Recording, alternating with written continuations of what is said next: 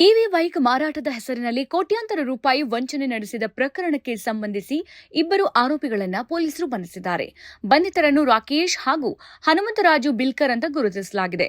ರಾಕೇಶ್ನನ್ನ ಪೀಣ್ಯ ಪೊಲೀಸರು ಬಂಧಿಸಿದ್ದು, ಹನುಮಂತರಾಜು ಬಿಲ್ಕರ್ನನ್ನ ಬಾಗಲಗುಂಟೆ ಪೊಲೀಸರು ಬಂಧಿಸಿದ್ದಾರೆ. ಇಬ್ಬರನ್ನು ವಶಕ್ಕೆ ಪಡೆದಿದ್ದು ಪೊಲೀಸರು ವಿಚಾರಣೆಯನ್ನ ಮುಂದುವರೆಸಿದ್ದಾರೆ.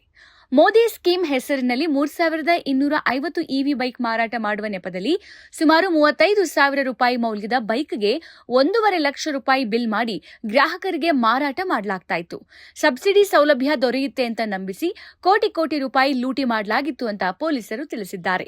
ಗ್ರಾಹಕರಿಂದ ಕೇವಲ 20,000 ರೂಪಾಯಿ ಡೆಪಾಸಿಟ್ ಪಡೆದು ಅವರ ದಾಖಲೆಗಳನ್ನು ಸಂಗ್ರಹಿಸಲಾಗ್ತಿತ್ತು. ಬಳಿಕ ಆ ದಾಖಲೆಗಳನ್ನು ಬಳಸಿ ಗ್ರಾಹಕರ ಹೆಸರಿನಲ್ಲಿ ಕೋಟಕ್ ಮಹೀಂದ್ರ ಬ್ಯಾಂಕ್ನಲ್ಲಿ ಸುಮಾರು 1.5 ಲಕ್ಷ ರೂಪಾಯಿ ಸಾಲ ಮಾಡಿಸಲಾಗ್ತಿತ್ತು.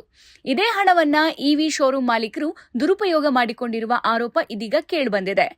ಆಪ್ಕಿ ಇವಿ ಶೋರೂಂನ ಮಾಲೀಕರಾದ ರಾಕೇಶ್ ಮತ್ತು ಹನುಮಂತರಾಜು ಈ ವಂಚನೆಯ ಪ್ರಮುಖ ಆರೋಪಿಗಳಾಗಿದ್ದು, ಪ್ರಕರಣದಲ್ಲಿ ಕೋಟಕ್ ಮಹೀಂದ್ರ ಬ್ಯಾಂಕ್ನ ಮ್ಯಾನೇಜರ್ ಸಹ ಭಾಗಿಯಾಗಿರುವ ಶಂಕೆ ವ್ಯಕ್ತವಾಗಿದೆ.